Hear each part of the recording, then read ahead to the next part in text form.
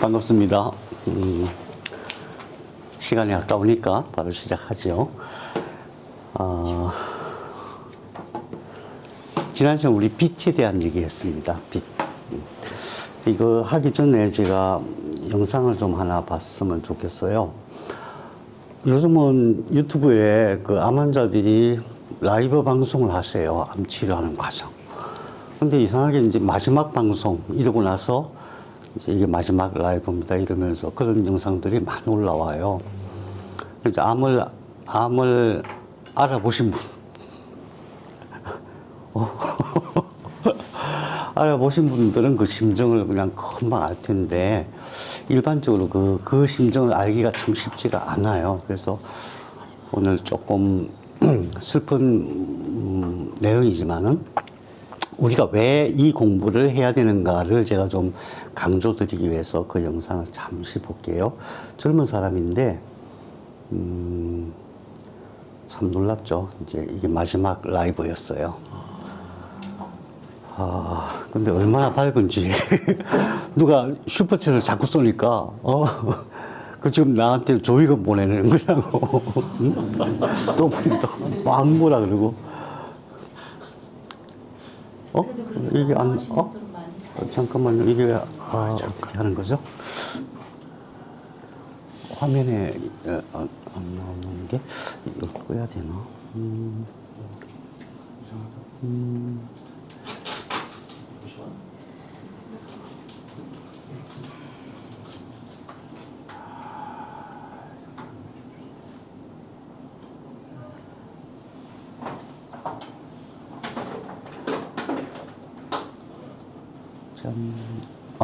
나왔다.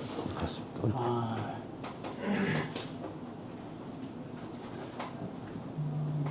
나왔습니다. 네, 나왔습니다.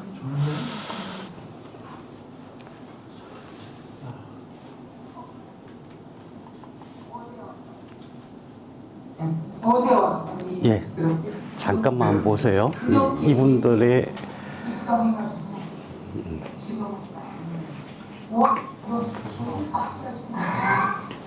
옆에 있는 두 분이 친구분이에요.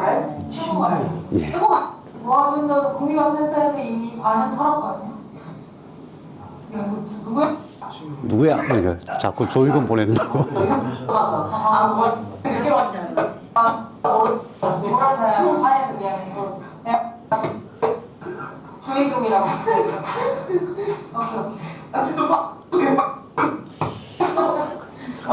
오케이. 대중이 잘 안 보이신다는 말레가. 예, 뭐. 예, 이제 되게 밝잖아요.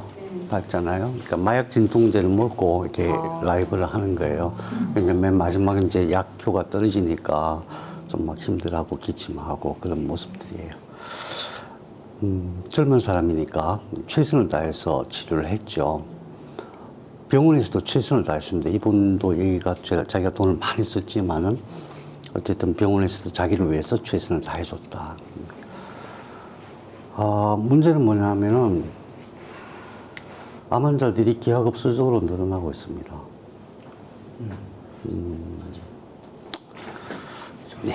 네.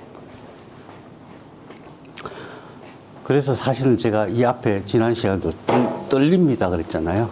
왜 떨릴까요? 제가 왜 떨릴까요?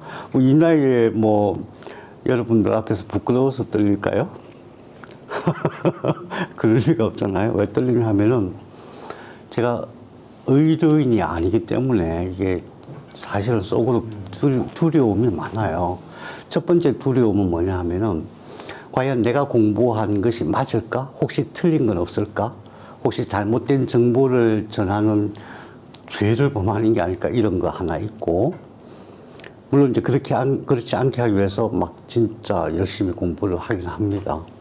두 번째 또 떨림은 뭐냐 하면은 제가 의료인이 아니기 때문에 누군가가 이렇게 공격을 하면은 무방비 상태예요. 그냥 당해야 돼요. 이제 그런 것들을 몇 번 겪고, 알파님도 아마 그런 어려움들이 좀 계속 있었죠. 그런 것 때문에 그런데, 이제 뭐 암을 앓는 사람들은 되게 용감해요. 죽음 앞에 한번 딱 갔다 오면 겁이 없어져요. 그래서 뭐 그러거나 말거나 나는 이걸 해야 되겠다. 이걸 소개하고 강좌를 해야 되겠다. 그렇거든요. 그래서 속으로는 조금 떨리기는 해요. 누가 이제 특히 공격해 오면 예 알겠습니다. 예 잘못했습니다. 이제 이러고 그냥 금방 넘어가기는 하는데 그럼에도 불구하고 계속 공부하면서 이것을 소개해야 되겠다. 왜냐하면 제가 나름대로 공부하면서 깨달았고 그냥 공부한 게 아니라 제가 저 스스로를 치료하기 위해서 공부를 꽤 깊이 했어요. 나름대로. 왜 꽤 깊이 했다고 믿냐 하면은 이제 의사 선생님들하고도 대화할 기회가 제법 있거든요. 근데 보니까 내가 좀 더한 것 같아. 이런 생각이 들 정도로 공부를 많이 했습니다. 그래서 이 방법이 맞을 거야. 근데 이게 왜 결정적이냐 하면은 치료 방법을 못 찾는, 치료 방법이 없다고 통보를 받은 암 환자들이 너무너무 많거든요. 근데 그분들에게는 정말 새로운 방법이 뭔가 필요해요. 그래서 이제 아무튼 그래서 제가 사실은 이걸 했었습니다. 유튜브에 보시면은 엘리막당 치면은 몸살림 공부라고 있어요. 거기 보면 암 앓으시는 분들하고 한 19번인가? 19번 공부를 했어요. 제가 이제 다시 이렇게 뒤지게 보면은 조금 미안하긴 하더라고요. 암 치료하느라고 막 힘들어 죽겠는데 그냥 그 많은 내용을 막 집어넣느라고 힘들긴 했는데 제 확신은 그랬어요. 암을 낳으려면 공부해야 된다. 내가 공부하지 않고는 안 된다. 치료 방법이 굉장히 많이 있지만 그걸 도와줄 수 있는 사람은 극소수고 또 안 되는 경우가 너무 많다. 그냥 뭐 몇 프로는 안 된다 이 정도면 되는데 안 되는 경우가 너무 많다. 그래서 자기 나름대로는 치료법을 찾아 나가야 된다. 공부하지 않으면 안 된다. 지난 시간에 우리 공부한 게 암치유, 제일 처음에는 이제 암치유, 양절과 암치유법에 대해서 대략적인 걸 제가 소개를 했고, 지난 시간에는 빛에 대한 소개를 했습니다. 빛이 중요하다.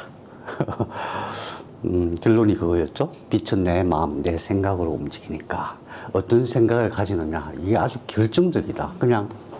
그냥 좋은 생각하면 치료에 도움이 되겠지 이게 아니고 이게 아주 결정적이다. 왜 그러냐 하면은 암세포의 속성이 이대로 힘들어 못 살겠다. 나는 내 나름대로의 삶을 새로 살겠다라고 결심한 게 암세포의 의식이에요. 우리 지난번에는 각 세포마다 가지고 있는 의식이 얼마나 대단한지 우리 뇌로 생각하는 그 의식보다 훨씬 수준이 높다는 것을 말씀을 드렸거든요. 그래서 각 세포의 의식이 굉장히 중요한데 이 세포들이 암세포는 이대로 못 살겠다. 힘들어 죽겠다. 나는 새로운 생명체로 살겠다. 이거 아니에요. 그죠? 근데 그 의식을 바꾸지 않으면 안 되잖아요. 그 의식이 사실 내 의식이 되어버린 거예요. 암이 깊어졌다는 것은 이대로 못 살겠다. 그냥 죽어버리자. 내지는 다른 생명으로 살자. 그렇거든요. 그러니까 의식이 바뀌어야 되는데 어떻게 바뀌어야 되냐면은 좀 살아봐야겠다. 이거 꼭 하고 죽어야겠다. 이거는 꼭 해야지. 이 꿈은 꼭 이뤄야지. 만일에 이게 되면 내가 얼마나 좋을까 하는 그런 의식이 있어야 돼요. 꿈이죠. 꿈이 있어야 돼요. 자기 꿈이 반드시 있어야 됩니다. 이대로 죽기 너무 아까워. 이거 꼭 해야지. 근데 그 삶을 내가 상상해 봤을 때 상상만 해도 막 열이 나. 얼굴이 쫙 펼치고 누가 옆에서 뭐라 그래도 안 들려. 그 정도로 막 기쁨이 몰려오는 그 꿈이 누구에게나 있거든요.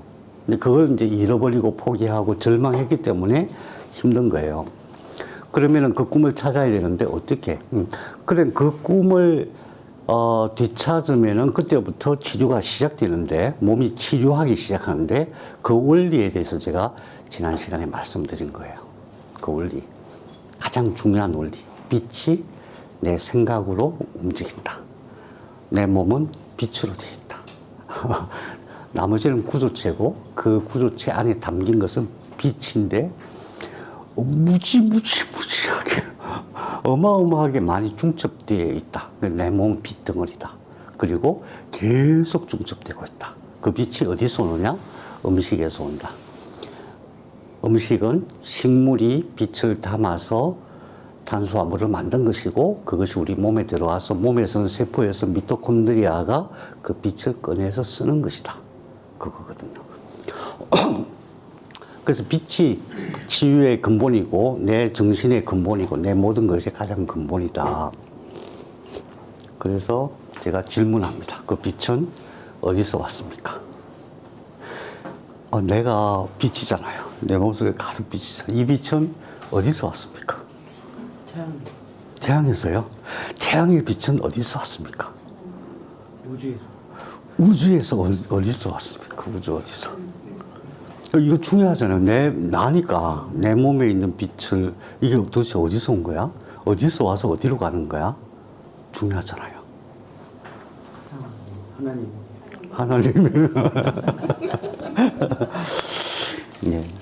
이거 이제 앞으로 이제 우주론 공부를 좀 하시면 되게 재밌어요.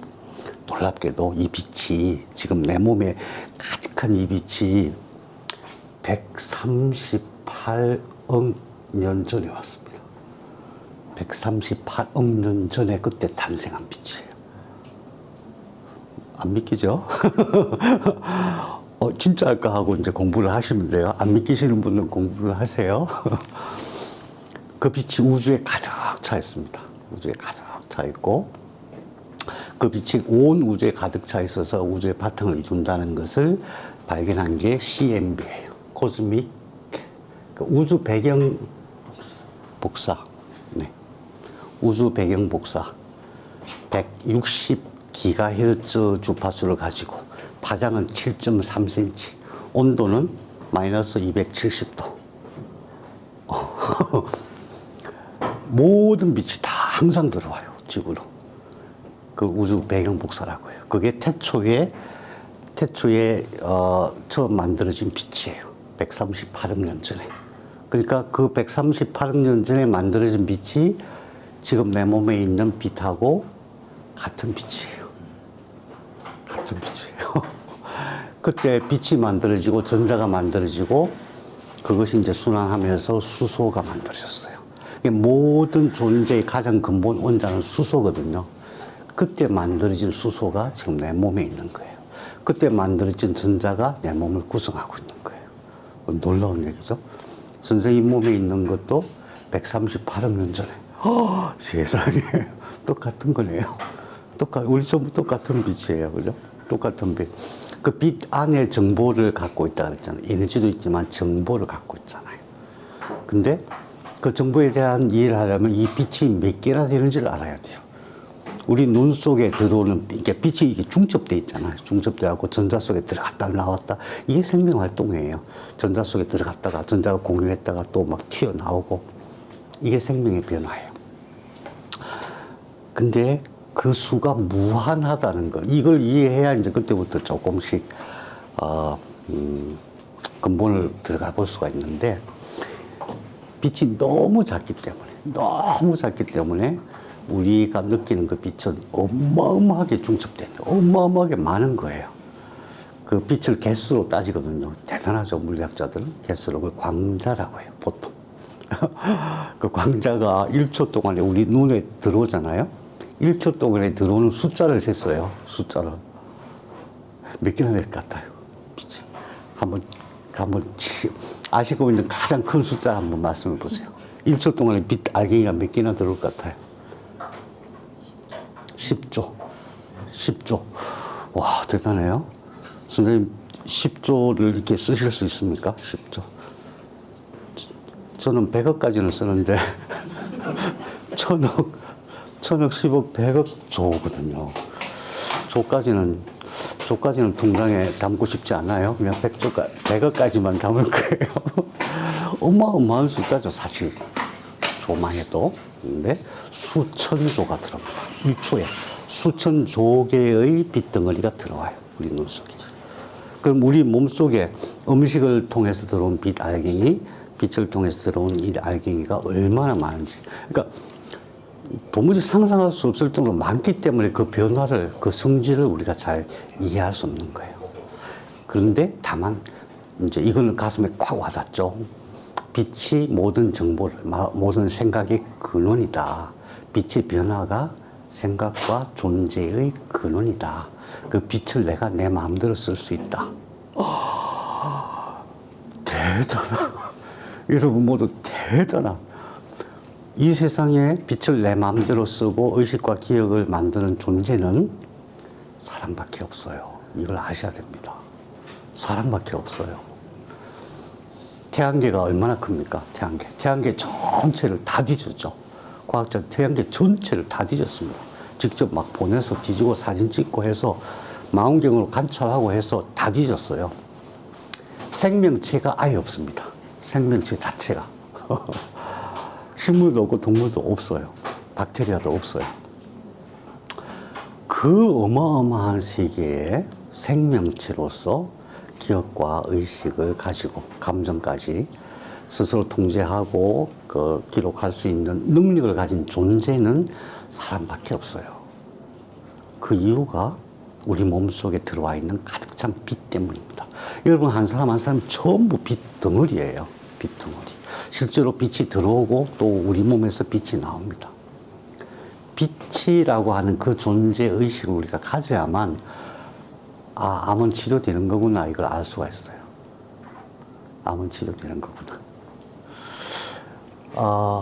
빛이 어디서 왔냐 하면 138억 년 전에 왔습니다.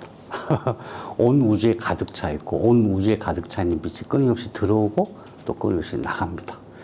나가는 형태도 있어요. 나가는 형태도 분자 형태로 나가요. 우리는 끊임없이 내 몸 바깥에 있는 어떤 원자를, 분자를 흡수하고 또 끊임없이 호흡을 통해서 내보냅니다. 그런데 더 중요한 것은 그 빛을 내 마음대로 쓸 수 있는 유일한 존재. 태양계 너머는 뭐 너무 광대하니까 상상도 안 되니까 그냥 태양계만 생각해봐요. 이렇게 광대함. 그 광대함을 어떻게 표현할 수 있을까? 창백한 푸른 빛이라고 한번 나중에 쳐보세요. 창백한 푸른 빛. 인공위성이 끝까지 가다가 이제 더 이상 돌아올 수 없는 맨 마지막에서 카메라를 싹 돌려가지고 지구를 찍었어요. 그 광대한 우주에 파란 빛 조그만 빛, 그게 지구예요. 그 광대한 공간에서 오로지 빛을 마음대로 쓸 수 있는 존재는 여러분밖에 없습니다. 보통 존재가 아니에요. 보통 존재가 아닌데 막 힘들어하고 남한테 구박받고 막 모욕당하고 막 싸우고 이게 잘못된 거예요. 크게 잘못된 거예요. 우리는 그런 존재가 아니에요. 우리는 빛 덩어리입니다. 빛 덩어리. 그래서 이게 가능한 거예요. 가능한데 이제 오늘은 뭘 제가 말씀드릴 거냐 하면은 식물에 답이 있다. 식물에 답이 있다. 놀라운 얘기죠. 놀라운 얘기죠. 이게 왜 놀랍냐 하면은 자 아까 그분처럼 병원에 치료해서 더 이상 안 돼. 그 이제 요양병원 호스피스 병동으로 왔어. 호스피스 병동으로 와가지고 그때는 모든 사람이 이제 곧 돌아가실 거야라고 생각하면서 나를 대줘. 희망을 가질 수 있습니까? 없습니다. 근데 왜 희망을 못 가지죠? 안 된다고 생각하기 때문이에요. 왜 안 된다고 생각하냐면은 그 분야의 모든 전문가들이 안 된다고 말을 하기 때문에 그런 거예요. 실제로 많은 사람들이 그렇고. 근데 식물에 답이 있다. 이 말은 실제로 그런 분들, 많은 암환우들에게 만일에 이게 사실이라면은 이건 복음이잖아요. 그죠? 만일에 이게 사실이라면.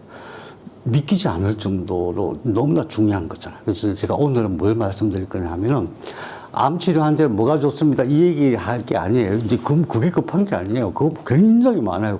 제가 말씀드릴 게 너무 많아. 1년 내내 해야 될 것 같아요. 1년 내내 해도 우리가 그만한 가치가 충분히 있어요. 아니, 어쩌면 다른 모든 것보다도 가장 가치 있는 우리 공부일 거예요. 식물에 답이 있다, 이 공부는. 그런데 오늘은 그 많은 얘기 중에서 진짜다, 이걸 말씀드리려고 그래요.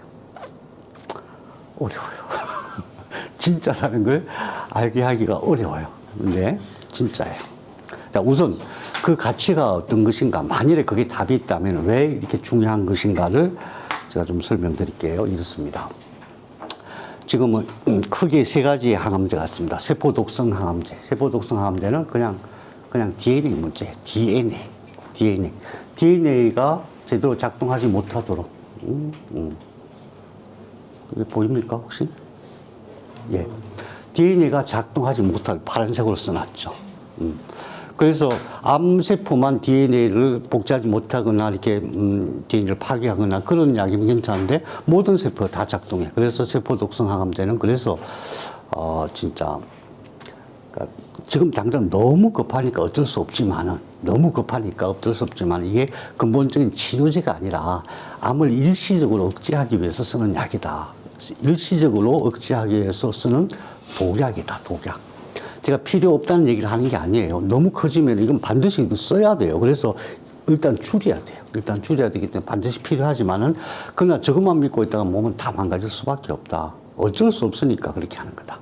그러면 세포독성 항암제는 저건 너무 독하니까 잘 안 쓰겠네요. 그게 아니에요. 원리 시스템은 어떠냐 하면은 1차에가 무조건 저걸 써야 돼.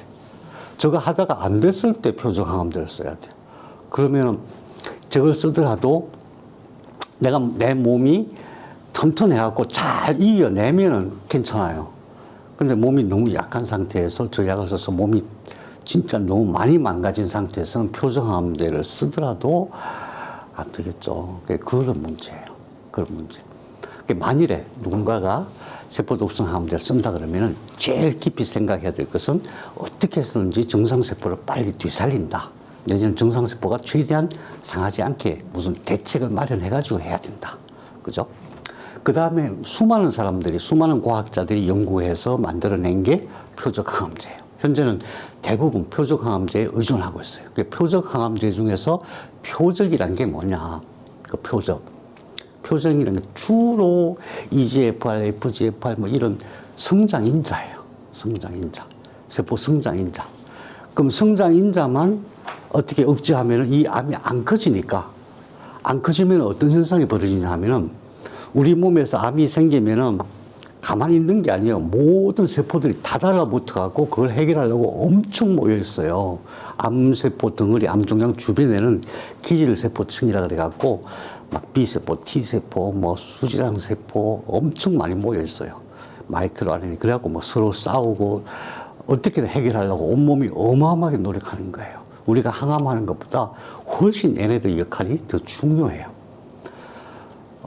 그래서 일단 성장을 멈추면은 얘네들 효과 때문에 줄어들 수가 있어요. 줄어들 수가 있어요. 그래서 1기나 2기일 경우에는 대부분 그렇게 해서 치료될 가능성도 상당히 있어요. 근데 성장인자만 해도 굉장히 많아요. EGFR, 헛투도 성장인자죠. FGFR, IGFR, 또 IGF, 또 PDF 뭐 굉장히 많아요. 그 중에서 그걸 다 이 표적항암제가 그걸 다 막느냐? 그게 아니고 그냥 EGFR 정도, FGFR 정도 그거예요. 그러면 이 억제해야 될 표적이 몇 개나 될 것 같아요, 여러분. 암세포에서 사람마다 다 다르니까 모든 사람에게 다 많이 치료한다면은 억제해야 될 표적, 억제해야 될 유전자, 단백질이 몇 개나 될 것 같아요. 현재 과학자들이 정리한 것만 50개입니다. 50개. 이거 하나 해갖고 될 수가 없는 거예요. 일단 하나 하면은 그 암은 이제 예를 들어서 EGF 그 성장인자 문제다 그러면 일단 그거 하면 되죠. 근데 암은 조금 있다가 다른 걸로 성장해요. 왜? 성장인자가 굉장히 많으니까. 그 다음에 PDF라고 Platelet Derived Growth Factor라고 있어요.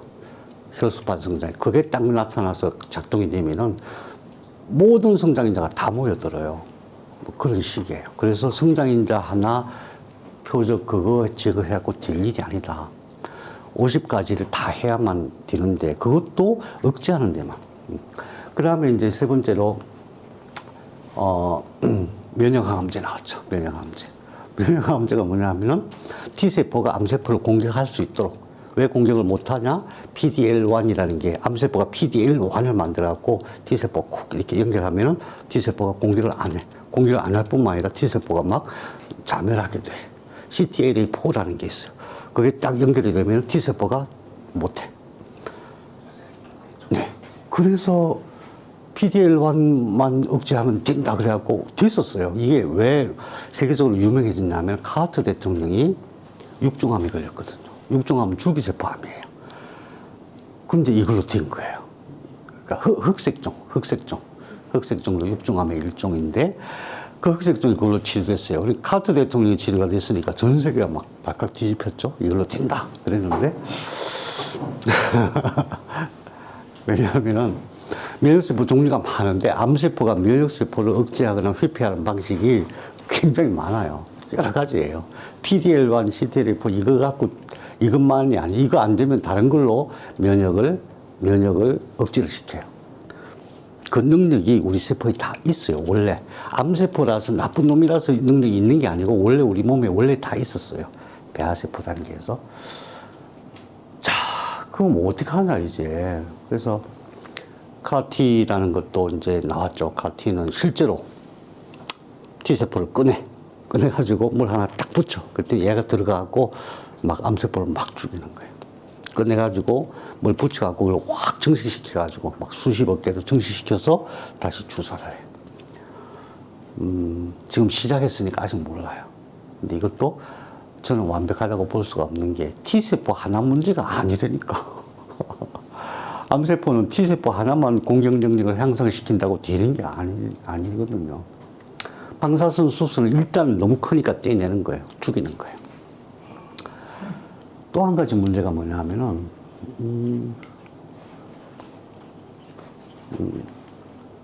네, 그래서 이제 유전자 변이를 보면은 유전자 변이가 이게 이제 이거는 우리나라에 제가 자료가 없어서 태국에서 이제 검사는 NGS 검사라고 해요. 유전자 변이 검사를 하는데 유전자 변이 검사 항목이 불과 2년 전까지만 해도 엄청 검사하기 어려웠어요. 표지자만 검사했지 내 몸의 유전자가 어떤 부분이 문제가 생겼는지 이거 검사를 못했어요. 왜 그러냐면 해봐야 소용이 없으니까, 해봐야 약이 없으니까 안 했다가 작년 초부터 검사를 시작했어요. 작년 초에 검사를 시작해갖고 우리나라에서 한 120만 원 정도 드는데 국가에서 50% 부담하고 60만 원 좀 할 수 있어요. 태국에서 이것 전부 하는데 400만 원 든다 그러더라고요. 검사를 이렇게 많이 해야 돼요. 많이 해가지고 어떤 유전자가 변이됐는지를 봐야만 사실은 약을 찾을 수가 있는 거예요. 근데 왜 이쪽으로 많이 못하냐면 약이 별로 없어요. 약이 별로 없어요. 어떤 분 유전자 검사하신 거예요. 티어 1, 2, 3가 있는데 티어 1은 이제 이건 아주 직접적인 영향을 미치는 거다. 근데 주로 그런 약이 있는 것들은 티어 1으로 분리하는데 약이 별로 없어요. 2, 3 보세요. 변이가 얼마나 많은지. 근데 이제 이 변이가 많다고 해서 겁낼 건 전혀 없어요. 이게 이제 패스웨이가 경로가 여러 개를 동시에 발현시켜갖고 그게 어떤 암세포를 보호하거나 암세포를 증식시키거나 뭐 이런 식으로 작동하기 때문에 많다고 겁낼 건 없는데 어느 부분에서 어떻게 문제가 됐는가 이걸 알아야 되고 그래야 약을 찾을 거 아니에요. 약이 없더라도 뭐 사방을 돌아다니면 약을 찾아낼 거 아니에요. 근데 그게 이런 검사를 해도 항암제는 별로 없더라. 이게 답답한 거죠. 또 한 가지 문제는 뭐냐 하면은 폴리플로이드라고 배수체 문제예요. 우리 보통 세포에는 염색체가 몇 개 있죠? 염색체 두 쌍이잖아요. 두 쌍. 두 개. 근데 항암을 하거나 방사선 치료하면은 얘가 네 개가 돼.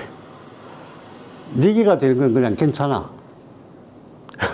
테트라플로이드는 8개가 돼요. 나중에 32개까지 돼요. 그러면 어떻게 되겠어요? 세포는 하나인데 이게 엄청 강력한 세포예요. 이 세포는 뭐냐 하면 삼중음성 유방암의 배수체가 사배수체된 암세포예요. 삼중음성 유방암은 이제 물론 처음부터 삼중음성인 경우도 있고 호르몬 또는 허투 유방암이 계속 발전이 아니라 계속 진행이 돼가지고 삼중음성 유방암이 되기도 하고 그래요. 현재 약이 없죠. 왜 약이 없느냐? 배수체 때문에 그래요. 그래서 치료를 할 때 이 생각을 해야 돼요. 시간을 생각해야 돼요. 그냥 계속 이렇게 하면 나을 것이다. 막연한 기대가 아니라 이렇게 강력하게 치료를 했을 때 어느 시점에서 어떤 특별한 대책이 없으면은 암세포가 강해진다는 걸 알아야 되거든요. 엄청 강해져요. 암세포의 구조가 어떻게 되냐면은 보통 우리가 뭐 1cm 이하일 때는 여러 가지 방법으로 좀 잘 어떻게 할 수가 있어요. 근데 4cm 정도 되면 어떤 구조가 생성되냐 하면은 안에 암세포 이렇게 모여 있는 게 있고 중간층이 있고 이렇게 돼 있어요. 암세포는 어떤 특징이 있냐면 다른 세포는 세포 사이에 간격이 많아요. 세포가 서로 막 소통하면서 같이 잘 살아가니까. 근데 암세포는 그게 아니라 막 꽉꽉 뭉쳐요. 틈이 없이 뭉쳐요. 그럼 이게 뭐냐면 이건 줄기세포예요. 줄기세포. 이 안에는 보세요. 혈관이 오면 여기까지밖에 안 와요. 혈관이. 150 나노미터 거리에 딱 와서 혈관이 멈춰. 그럼 여기서 이제 뭘 내보면 이게 세포들이 받아들여야 되는데 여기는 아무것도 못 받아들여요. 그럼 한번 생각해 봐요. 세포들이 많이 있는데 혈관이 없어. 심장도 없어. 어떻게 살겠어요? 사는 방법이 있어요. 그게 우리 수정낭, 배아세포, 엄마 자궁벽 속에서 이제 수정낭이 들어가면은 사는 방식이 있어요. 자기 나름대로 사는 방식이 있어요. 우선 이제 대사 방식을 바꿔요. 우리처럼 미토콘드리아로 정상 대사를 하는 게 아니고 발효 대사를 해요. 발효 대사. 산소 없이도 살아. 혈액이 없이도 살아. 신경으로 관리 안 돼도 그냥 혼자 살아. 그래서 새로운 생명체가 튀어가는 거예요. 맨 마지막 단계에서 줄기세포를 치료하는 것이 완치 단계예요. 이건 아직 의학계에서는 뭐 아직 손도 못 대고 있어요. 많은 분들이 연구하고 있지만은. 그 다음에 여기는 이제 이미 암화가 된 세포들이 가득 차 있어요. 이제 시간 지나면 이게 줄기세포가 되겠죠. 그래서 삼중 음성 유방암 정도로 되면은 여기까지가 전부 줄기세포가 돼요. 그래서 암세포 전체 한 60%가 줄기세포가 돼요. 그래서 힘든 거예요. 그때는 암을 죽이는 치료 해갖고 되지 않아요. 암을 죽이는 치료하면 더 강화되고 금방 더 강화되고 그래요. 그때는 줄기세포 위주로 치료를 해야 돼요. 오래된 암도 마찬가지예요. 그 다음에 여기는 암세포와 정상세포가 막 섞여 있는 단계예요. 그러니까 얘네들이 이제 계속 그러면 정상세포 다 죽이고 여기서 늘어나니까 암세포 더 늘어나겠죠? 그럼 바깥에는 또 이제 기질세포층이에요. 그러니까 암을 치료한다는 것은 만일에 항암을 한다는 것은 이 정도까지. 왜냐하면 여기서 들어갈 수 있는 약을 투약을 했을 때에 그 약이 혈관을 통해 들어갈 수 있는 단계가 여기 이 정도예요. 여기 150 나노미터 정도. 150 나노미터면 10억 분의 1이거든요. 10억 분의 150미터 정도의 아주 이게 표현이 안 되죠. 아주 미세한 그 간격에서 이렇게 혈액을 뿜어주는 거거든요. 그럼 걔네들이 세포 속으로 들어가는 거예요. 근데 이 속에는 들어가겠어. 여기는 못 들어가요. 여기 못 들어갑니다. 겨우 들어가봐 여기까지밖에 못 들어가죠. 그러니까 약이 들어가도 여기까지 못 들어가는 거예요. 약도 못 들어가고 치료하기 어려워져요. 근데 여기 있는 세포들, 여기서 이제 여기 있는 정상세포들이 막 흩어져 있는 단계죠. 그 세포들, 암세포들이 공격하고 암세포는 계속 늘어나고 이 단계에서 하면 할수록 이 안에 있는 세포들은 자꾸 줄기세포화 되는 거예요. 그래서 공격만 한다고 하는 것은 급하니까 반드시 하긴 해야 되는데 문제는 뭐냐? 공격하면 할수록 더 강해지는 암세포들이 있다. 그 중심은 더 강해진다. 갈수록 태산이네. 아니, 그럼 이제 뭐하러 해야지 모르고 하면 좋겠구만 이렇게 마음이 드실 거예요. 그죠? 제가 밉죠. 네. 근데 원인을 알면은 답이 나와요. 그래서 이제 배수체를 뭐라고 얘기하냐면은, 트로이 목마라고 얘기해요. 트로이 목마. 배수체. 그러니까 세포가 그냥 일반 세포가 아니다. 여기 있는 세포들은 배수체, 그러니까 염색체가 확 늘어난 그런 세포다. 이런 이제 암생물학 세미나 2022년도에 거기서 세미나 하고 남은 자료 정리한 거거든요. 원인이 뭐냐? 화학요법. 화학요법 무슨 말이에요? 항암제란 뜻입니다. 항암제. 독성 항암제. 그게 공격하니까 얘네들이 죽어나가는 것도 있는데 굉장히 강화된 암세포들이 살아남는다. 방사선 똑같은 이유입니다. 그 다음에 화학요법과 방사선이 아닌데도 이렇게 되는 경우가 있는데 그게 저산소증이에요. 하이폭시아라고 해요. 하이폭시아. 중요한 용어는 영어로 알고 계셔야 돼요. 하이폭시아. 저산소증. 산소가 없어. 산소가 공급이 안 돼. 어떤 이유 때문에 산소가 공급이 안 되면은 그 세포들은 산소가 없으니까 일반적인 대사를 못하고 젖산 발효를 해요. 발효 대사를 해요. 그래서 배수치가 늘어나고 줄기세포화 되는 거예요. 그 다음에 유전독성 스트레스는 산화 자외선 고열이라고 하는데 그래서 이제 보통 옛날에는 뜸요법도 많이 했거든요. 그래서 지금은 뜸을 뜨면 안 되는 거예요. 암세포 주변에 직접 뜸을 뜨면 안 돼요. 암세포가 없는 데서 뜸을 떼야 되죠. 그러니까 뜸이라고 하는 건 직접구, 제가 직접구를 말씀드리는 거예요. 40도, 42도까지는 괜찮아요. 근데 그 이상 올라가면은 히쇼크 프로틴이라는 게 있어요. 그게 암을 더 보호하게 돼 있어요. 그래서 우리가 신보온열 할 때도 40도에서 42도까지는 괜찮아요. 근데 그 이상 높으면 오히려 암세포들이 더 강화가 돼요. 아주 중요한 거예요. 온코토미아 할 때도 이 부분 굉장히 중요하거든요. 그러면 어떻게 되냐면 높은 공격성. 암이 염색체가 많아지니까 이게 보통 세포가 아닌 거예요. 완전 슈퍼맨처럼 돼요. 공격성 굉장히 강해지고, 그 다음에 저항성, 그 외에 여러 가지 증상들이 또 다른 증상들이 나타나고, 그 다음에 종양은 계속 재발하고, 증식 속도도 굉장히 높아집니다. 자, 부정적인 얘기는 여기까지만 할게요. 좋은 얘기 합시다. 어떻게 할 것인가? 작전을 짜야 돼요. 우리가 살면서 아무 생각 없이 살면 뭐 잘 안 돼요. 뭔가 잘하려면 작전을 짜야 됩니다. 여러분 혹시 영화 좋아하세요? 막 전쟁한 영화, 옛날 전쟁했던, 우리가 전쟁을 경험하지 못했지만 그런 영화가 있으니까 보면은 막 별의별 기만 작전을 다 하잖아요. 속이기도 하고 막 거짓말도 하고. 되게 효과적인 경우는 기만 작전이더라고요. 가짜로. 가짜 정보를 흘려가지고 저쪽에서 밑에, 여기 막 군대를 다 이렇게 모아놓으면 저쪽으로 가서 쾅 쳐가지고. 그렇더라고요. 그래서 작전이 필요해요. 제가 작전을 3차, 세 가지로 작전을 나눠서 말씀드리려고 합니다. 1차 목표가 우선 제일 중요하죠. 왜 중요하냐면, 당장에 불편하지 않아야 돼요. 당장 불편하지 않는 게 뭐냐 하면 통증이 없어야 돼. 암은 일단 통증만 없어도 좀 할만해요. 그죠? 근데 통증이 심하면 진짜 힘들어요. 옆에 있는 사람도 엄청 힘들어요. 암 통증의 원인이 뭐냐? 암 통증의 원인이 암이 커져서 그런 거예요. 다른 거 없어요. 암이 커지면서 주변에 있는 세포들이 계속 괴사가 되고 막 침투해 나가고 이러면은 그 통증이 이루 말할 수 없이 커요. 통증의 의미가 뭐냐 하면은 비상 거는 거예요. 여기 난리 났어. 이게 큰일 났어. 이게 다 모여. 그거를 온몸에 알리는 게 통증이에요. 통증을 줄인다, 없앤다, 이게 중요한 게 아니에요. 통증을 없애야 되는데, 일단 암세포 분열이 안 되게 해야 돼요. 그래야 치료할 마음이 나요. 안 그러면은, 한번 생각해 보세요. 출산하는 통증이 한 달 내내 지속된다고 생각해요.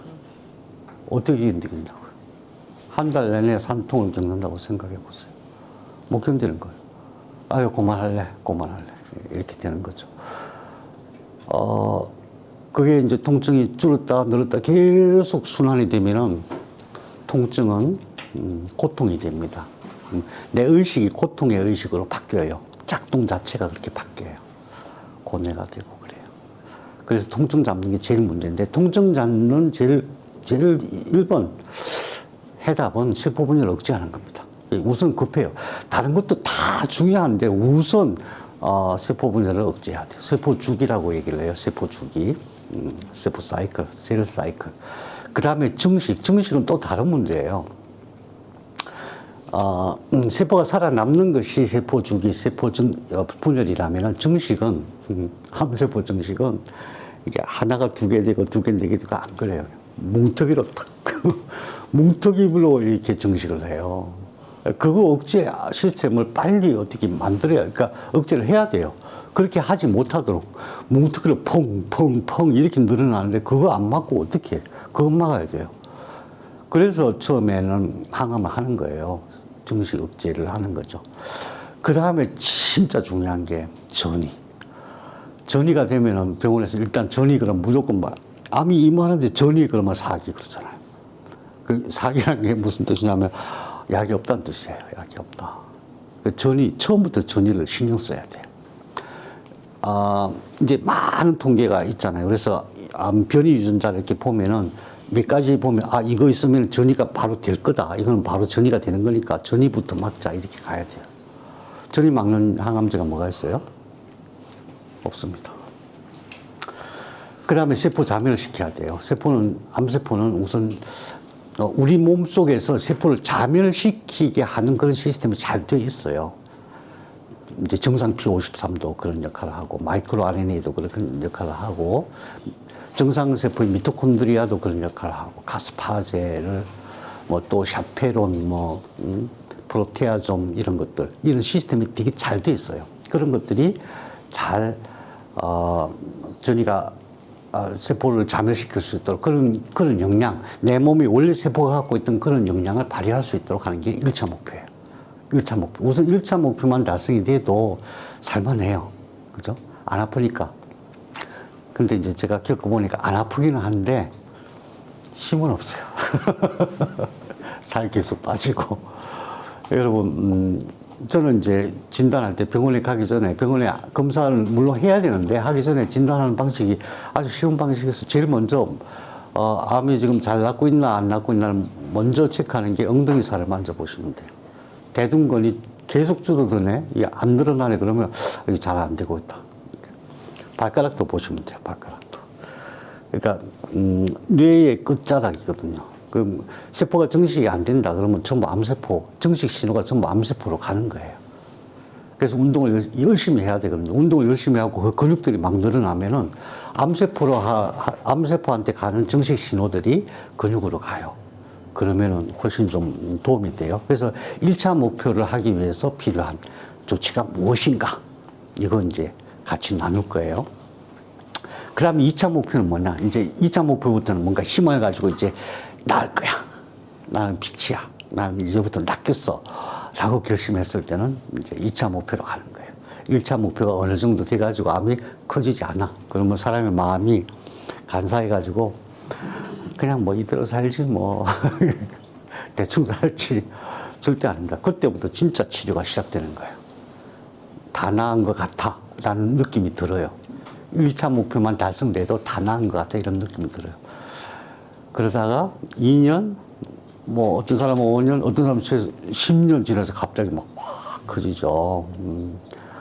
저도 의사 선생님들이 되게 걱정하는 게 지금은 괜찮은데 나중에 확 커지면 어떡하려고 그러냐. 뭘 어떻게 하겠냐. 또 하면 되지. 근데 지금 해야 될 게 2차 목표인 거예요. 암줄기세포. 암줄기세포는 죽는 세포가 아니에요. 암줄기세포는 죽이려고 하면 할수록 더 강해져요. 암줄기세포는 정상세포로 바꿔야 돼요.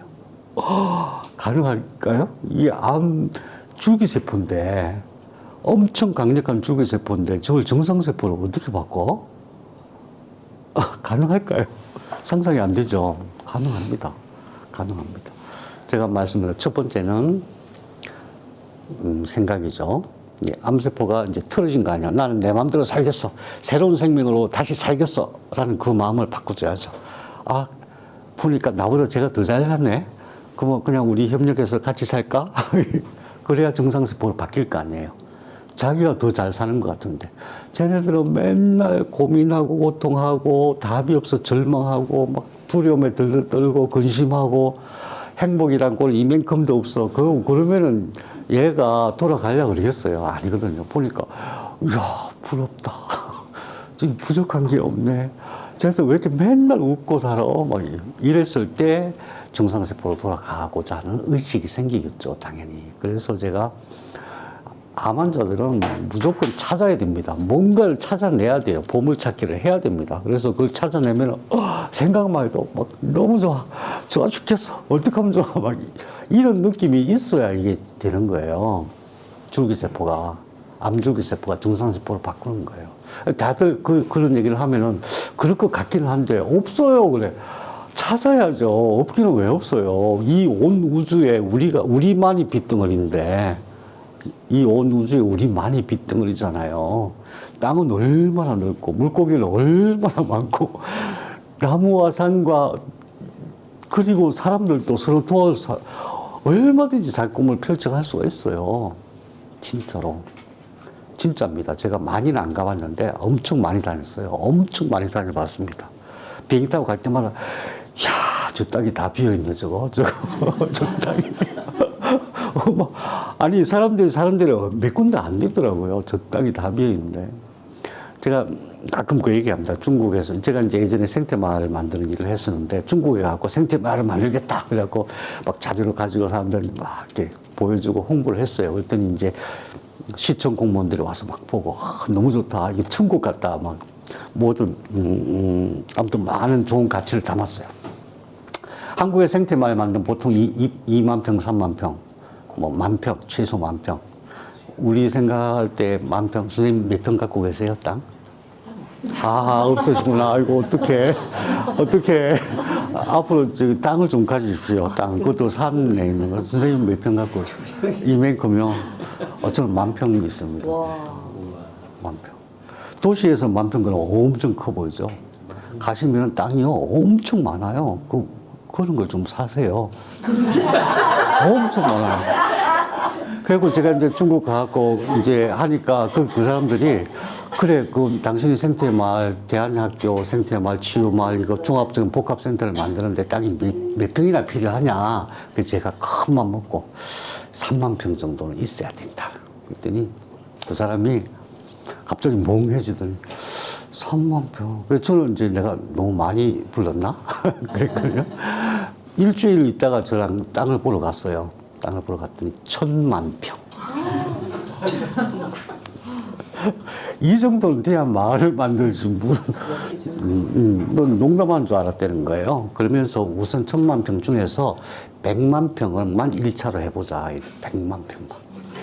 무슨 수로 100만 평을 합니까? 제가 무슨 수로 돈이 그 사람 자기 아들만 낳게 해주면은 자기 병원을 하나 사주겠대요. 그래서 저는 이제 그런 말 안 믿거든, 누가 뭐. 근데 놀랍게도 아들 낳았어. 그래서 병원을 자기 약속을 지키겠대. 갔어. 내가 외국인이라서 병원을 하나 사서 운영할 수는 없으니까 기존 병원 중에서 한 층을 제가 쓰는 걸로. 4,000제곱미터. 한 층이. 병원, 이 4,000, 이건 네가 해. 4,000제곱미터. 병원 건물이에요.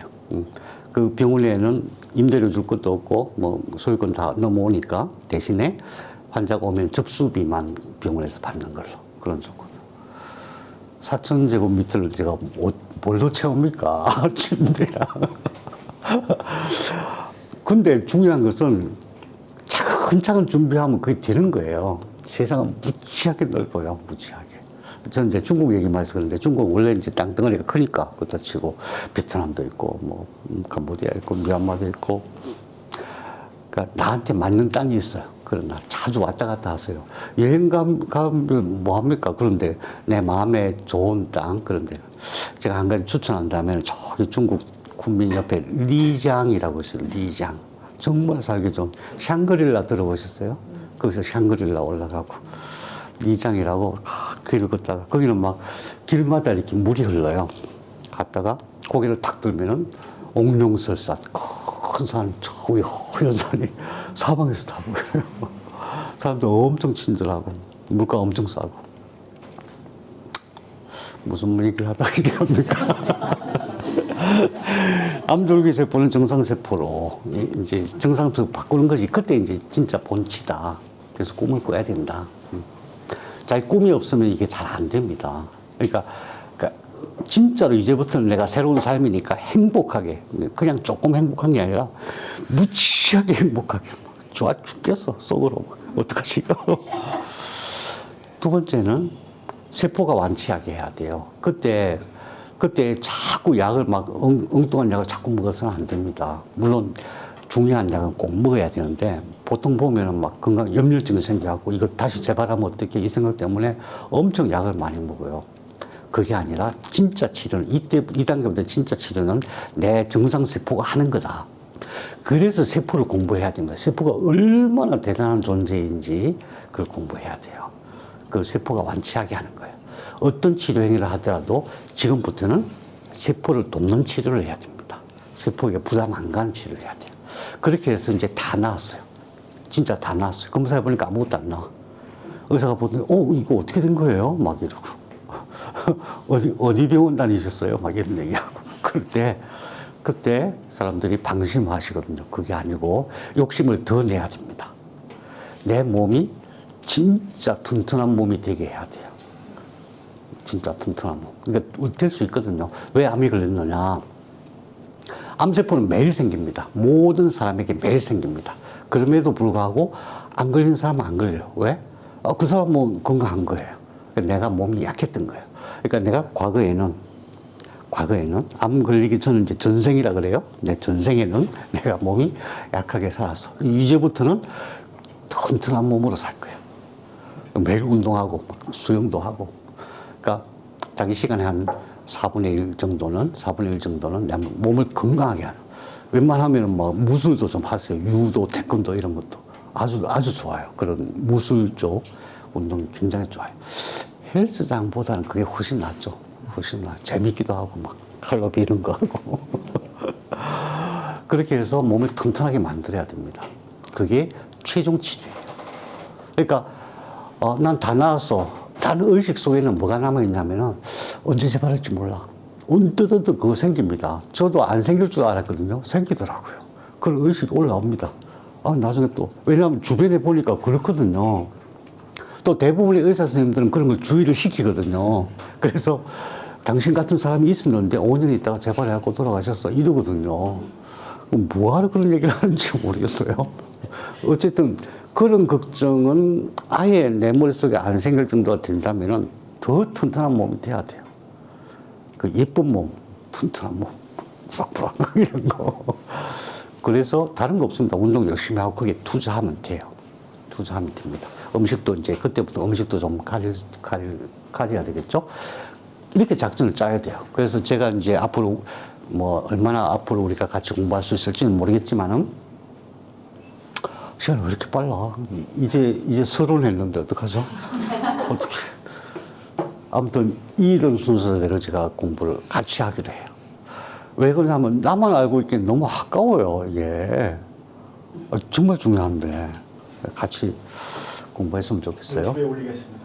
네. 근데 제가 사실 이제 공부한 거 이제 19개 그것도 있고 어렵다 그래갖고 쉬운 암강자고 한 또 7개인가 해서 올렸는데 안 보이더라고. 아니, 예, 어쨌든, 네. 열심히 보고 있는 제가 어떤 한 가지만 말씀드릴게요. 식물에 답이 있다. 진짜다. 제 말이 아니다.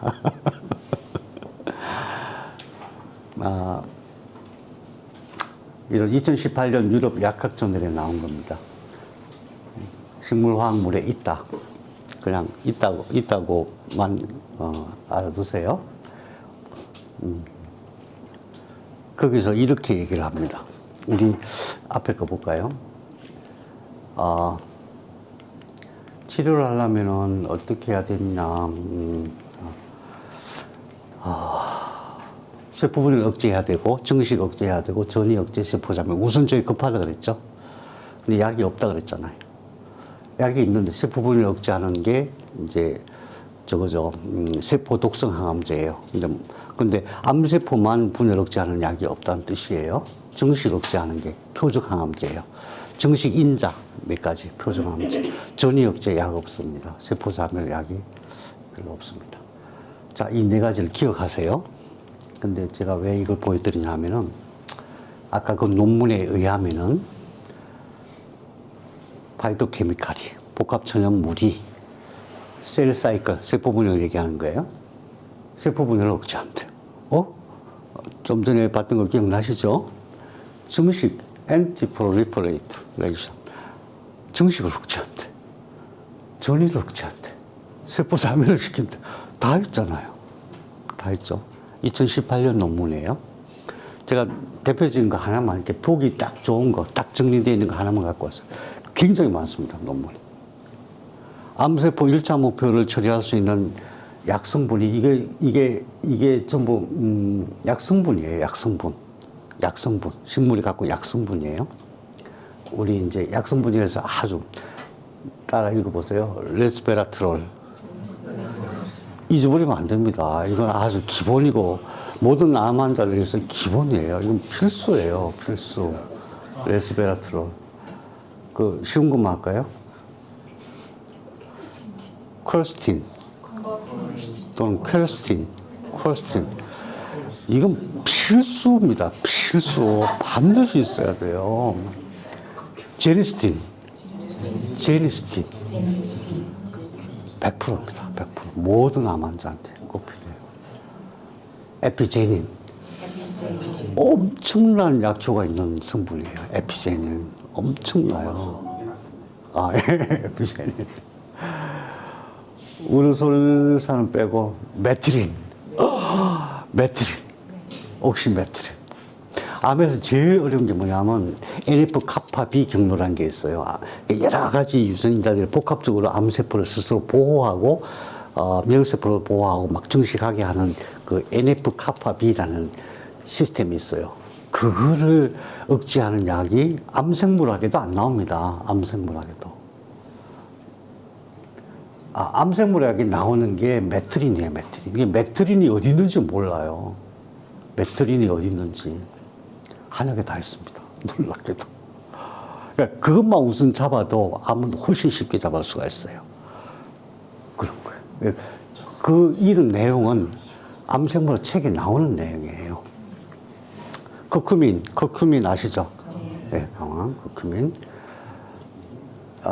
그 다음에 제니스타인. 커큐민 똑같고, 리티놀, 티란 똑같고, 베르베린. 예, 베르베린 또는 볼베린. 굉장히 중요합니다. 안토시아닌.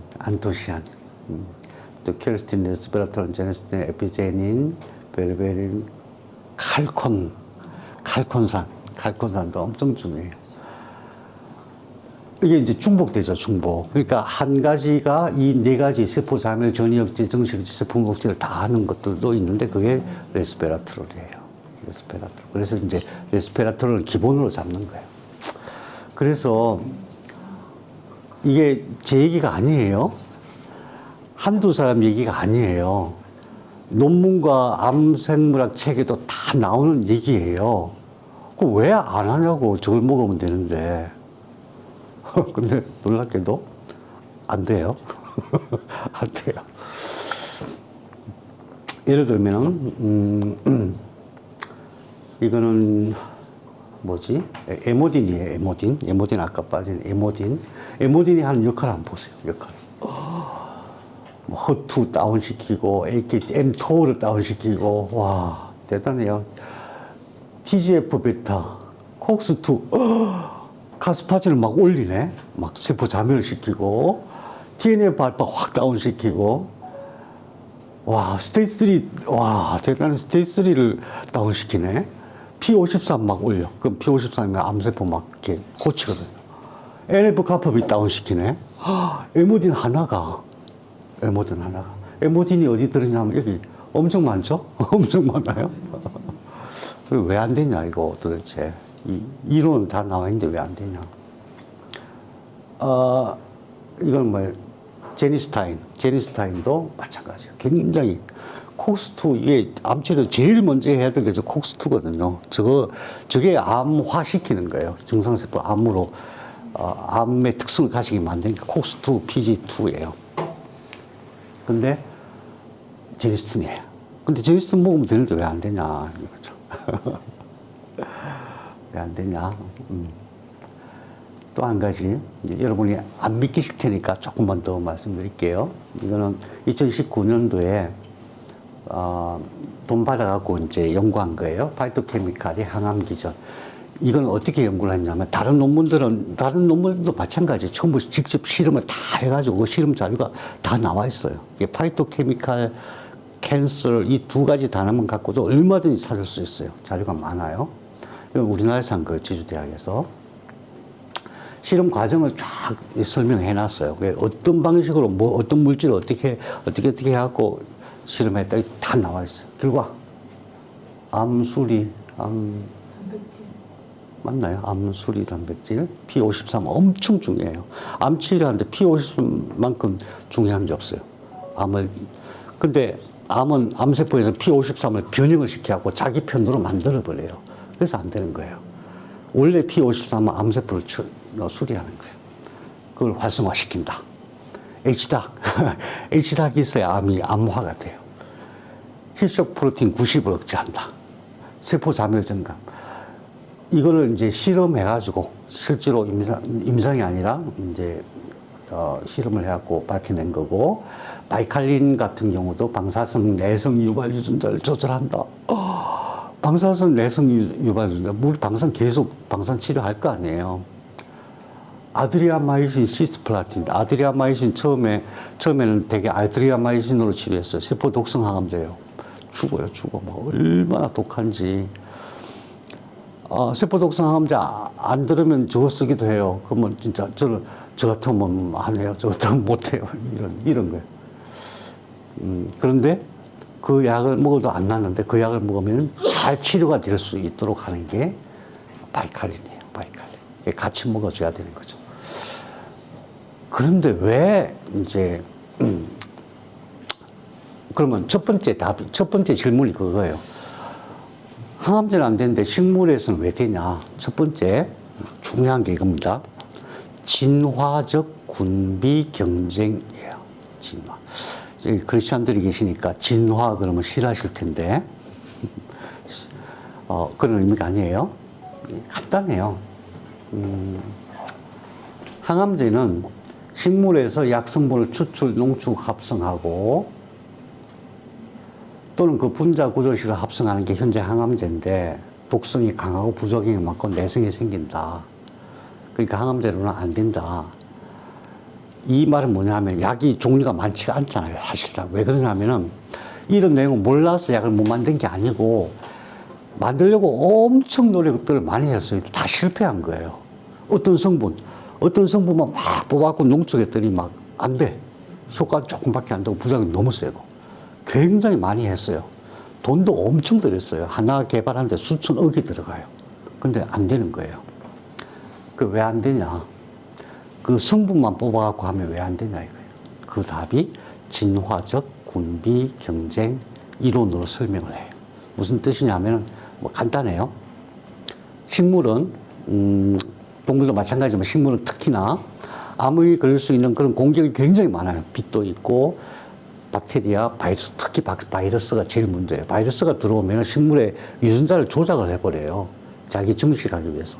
조작해하고 다시 제자리에 다 갖다 놓고 나가면 괜찮은데 안 그러거든요. 그래서 뭔가 공격을 받으면은 어떤 생명 물질을 만들어요. 모든 세포는 자기 생명 물질을 만들잖아요. 우리 몸에도 우리 몸의 세포가 하는 일은 실제로 생명 물질을 만드는 거예요. 종류만 10만 가지고 한 세포가 만드는 종류만 10만 가지고 생명 물질의 개수는 170만 개를 만들어요. 식물도 세포거든요.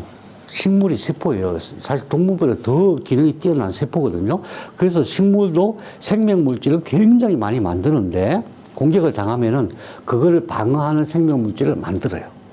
그러면은 바이러스가 효과가 없으니까 물러나겠죠. 물러나고 그게 아니고 바이러스는 정말 신비한 놈이에요. 물러나잖아요. 그럼 이번에는 다른 방식으로 바이러스는 또 이렇게 바이러스라고 하는 것은 핵산이 이제 보통 몇만 개 이런 거거든요. 그 구조를 싹 바꿔고 다시 침투해요. 그러면 식물 입장에서 어떻게 해야 돼요? 변화된 그 바이러스를 물리칠 수 있는 약을 또 만들어요. 그죠? 그렇게 계속 가는 거예요. 그게 오랜 세월 동안 그렇게 진화되어 온 거다. 그래서 진화적 군비, 이 전쟁이라고 봤을 때 진화적 군비 경쟁이다. 이렇게 말을 해요. 그래서 식물에는 예를 들어서 레스베라트롤 하나만 먹어서 하나만 만드는 게 아니고 레스베라트롤이 항암 작용을 할 수 있도록 부수적인 걸 많이 만들어요. 그걸 같이 먹어야 되는 거예요. 레스베라트롤만 따로 빼서 먹으면 독이 돼요. 독이 돼요. 근데 더 놀라운 것은 몸 안에서 어떤 작용을 하는데 결국 음양이거든요. 항진시키거나 억제시키거나 한 물질이 동시에 항진도 되고 억제도 되고 한 물질인데 같은 물질인데 플러스 마이너스 작용을 동시에 한다는 게 우리가 볼 때는 수학적으로 불가능하잖아요. 그죠? 그런데 식물이 만드는 거는 그게 가능해요. 한 건데 어떤 환경에 따라서 얘가 항진을 시키기도 하고 똑같은 물질인데 어떤 환경이 바뀌면 얘가 억제를 시키고 그래요. 그걸 읽어내는 거예요. 그래서 이 의식이 있다고 우리가 이렇게 표현하는 거예요. 식물이 만드는 건 그래. 근데 사람이 만드는 것은 그게 안 돼요. 그게 항진 억제 조절이 안 돼요. 그래서 첫 번째는 식물을 다 먹어야 돼. 그 하나만 빼갖고 먹으면 치료가 안 돼. 다 먹어야 돼. 그 다음에 사람이 만드는 것은 항진 억제 조절이 안 되기 때문에 진화적 군비 공정은 모든 생명체에 다 일어나는 거예요. 그래서 왜 복합 천연물을 먹어야 되냐 하면은 원래 식물이 공격을 받을 때 자신을 보호하게 만드는 물질, 그 약이 식물 속에 다 있어요. 종류가 엄청 많잖아요. 그 음양 조절이 가능해요. 억제와 항진이 가능하도록 걔가 만들었어요, 식물이. 대단한 능력이죠. 예를 들어서 항진 억제를 조절한 물질이 어떤 식이냐 하면은 예를 들면 전에는 이제 호르몬성 유방암 그러면은 호르몬을 적게 만들어야 되니까 뭐라고 직접 먹지 말라 그러고 또 석류 먹지 말라 그러고 또 뭐 있죠? 또 호르몬 달맞이 꽃 기름 이런 거 먹지 말라 그러잖아요. 그죠? 근데 요즘은 그 말 안 해요. 왜 그러냐면은 항진 억제를 호르몬 알파가 있고 호르몬 베타가 있어요. 식물이 만든 것을 직접 먹으면 그게 들어가고 필요할 때 호르몬을 증가시키기도 하고 어떤 억제시키기도 하고 호르몬의 작용을 스스로 그걸 조절해요. 그런 것들이 밝혀진 게 얼마 안 됐어요, 사실은. 그래서 복합 천연물의 답이 있는 거예요. 그걸 뽑아내가지고 화학적으로 만드는 것은 농축은 시키니까 농축은 되죠. 농축은 되지만은 그것이 효과를 발휘하게 하는 건 굉장히 어렵다. 독성을 발휘하게 할 수는 있는데 스스로 음양을 조절할 수 있을 정도의 효과를 발휘하기는 굉장히 어렵다. 그래서 답은 복합 천연물에 있다. 제 말이 아니고 영국에 있는 세계 최고의 제약회사가 있어요. 그 사람들이 계속 이런 실험을 하고 계속 실패하고 그 회장이 한 말입니다. 답은 복합 천연물에 있다. 제가 아는 게 아니고 모든 과학자들, 그쪽으로 연구하는 많은 과학자들이 그걸 인정하는데 그럼 왜 그게 약으로 안 나오냐. 항암제는 수백만 원 있잖아요. 한약은 어때요? 한약은 한 달치 얼마예요? 돈이 안 되는 거예요. 이쪽으로 왜 연구가 많이 안 되냐 하면 이걸 이제 실제로 약이 될 수 있도록 연구를 많이 해야 되는데 왜 안 되냐? 돈이 안 되는 거예요. 얼마 받겠어요? 한약 해갖고. 수백만 원 받을 방법이 없잖아. 추측이에요? 뭐 그런지 안 그런지 잘 몰라요. 그래서 우리는 복합 천연물을 먹어야 된다. 어떡하죠? 시간이 많이 지났어. 그러면요, 우리 나머지는 다음에 하고, 일단 제가 그러면 복합 천연물이 답이라는 걸 조금 믿음이 가시나요? 네. 됐습니다. 나머지는 제가 글로 쓸게요. 글로. 그리고 조금 쉬었다가 실습하기 전에 제가 5분만 오늘 실습에 대해 설명을 드리고, 그 다음에 실습하기로 해요. 조금 쉬시죠.